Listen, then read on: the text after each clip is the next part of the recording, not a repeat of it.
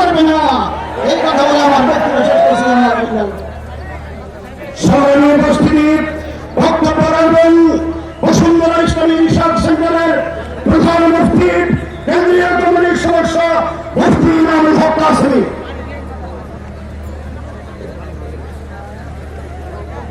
নাহমাদুহু ওয়া নুসাল্লি আলা রাসূলিহিল কারীম।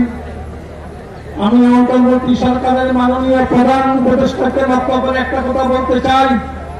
বিগত 16 বছরে জালেম ফ্যাসিস্ট ফেরাউন সরকার পতন হওয়ার পরে বাংলার 18 কোটি মুসলমান আপনাকে দেশ সংস্কার করার জন্য ম্যান্ডেট দিয়েছে, কিন্তু অত্যন্ত দুঃখের বিষয় আপনি দেশ সংস্কার না করে নারী বিষয়ক সংস্কার কমিশনের নামে কোরআন হাদিস এবং ইসলামকে সংস্কার করার জন্য আপনি পদক্ষেপ গ্রহণ করেছেন। বাংলার কোটি কোটি তৌহিদি জনতা তা কখনো সহ্য করবে না। আপনি যদি সেটা বাস্তবায়ন করার চেষ্টা করেন, বিগত ফ্যাসিস্ট সরকার যেভাবে এই দেশ ছেড়ে পালিয়েছে আপনি দেশ ছেড়ে পালাতে বাধ্য হবেন।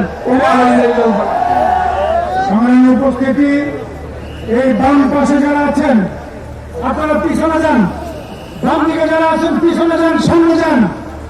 আমাদের সমস্যা হচ্ছে এই ব্যারিকেড আপনারা ভেঙে ফেলছেন।